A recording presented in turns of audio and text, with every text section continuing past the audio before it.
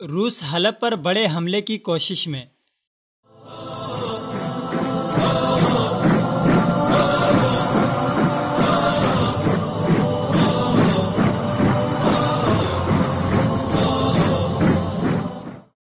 شام کے صوبہ حلب کے مشرقی حصے پر قبضے کے لیے روس اور شامی افواج کے حملے شدت سے جاری ہیں۔ اپوزیشن جنگجوؤں کی جانب سے سخت مزاحمت کا شکار روسی اور شامی افواج حلب کے مارکے کو سر کرنے میں اب تک ناکام رہی ہیں۔ علاقے کا کنٹرول حاصل کرنے کے لیے گزشتہ کئی ماہ سے مسلسل فضائی حملے، کیمیائی ہتھیار اور جیٹ طیاروں کا استعمال کیا جا رہا ہے، جس کے نتیجے میں ہزاروں نہتے اور عام شامی شہری شہید ہوئے ہیں۔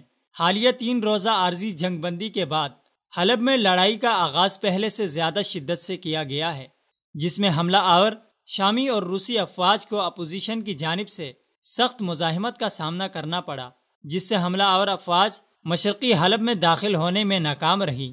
حلب کے مارکے کی تازہ ترین اطلاعات کے مطابق شہر کے علاقے المرجع میں میزائل حملے کے نتیجے میں 3 شہری شہید اور متعدد زخمی ہوئے ہیں۔ شامی جنگی طیاروں نے حلب کے شمال اور شمال مغرب میں کئی دیہاتوں پر بمباری کی۔ ان مقامات میں ہوریتان، عندان اور کفر حمرہ شامل ہیں۔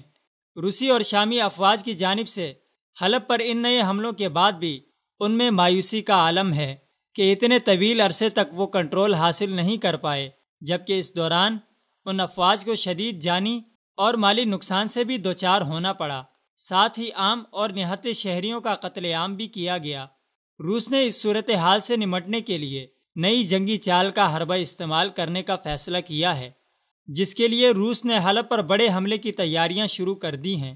شمالی اوقیانوس کے فوجی اتحاد نیٹو کے ایک سینئر سفارتکار نے کہا ہے کہ مغربی انٹیلیجنس اداروں کو ملنے والی معلومات سے پتہ چلا ہے کہ روس شام کے جنگ سے تباہ حال شہر حلب پر ایک بڑے حملے کے لیے بحری قوت جمع کر رہا ہے۔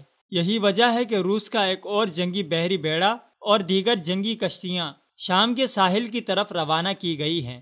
غیر ملکی خبر رساں اداروں کے مطابق غالب امکان یہی ہے کہ روس مشرقی حلب پر فیصلہ کن اور انتہائی خوفناک حملے کے لیے بحری قوت جمع کرنے میں مصروف ہے۔ نیٹو کے ایک سفارتکار نے اپنا نام خفیہ رکھنے کی شرط پر خبر رساں ادارے رائٹرز کو بتایا کہ سرد جنگ کے بعد پہلی بار روس نے اپنا ایک بحری بیڑا شمالی شام کے ساحل پر لنگر انداز کیا ہے، جبکہ کئی جنگی جہاز البلسیک کے مقام پر پہنچائے گئے ہیں۔ انہوں نے بتایا کہ روسی بحریہ کی اس نقل و حرکت کا مقصد دوستانہ ماحول نہیں، بلکہ روس حلب پر فتح پانے کے لیے سمندر سے ایک بڑے حملے کی تیاری کر رہا ہے۔ حلب پر اس بڑے حملے کی تیاری مارکہ حلب میں روس اور بشار الاسد کے بھیانک مظالم اور جبر و تشدد کی ناکامی کا منہ بولتا ثبوت ہے۔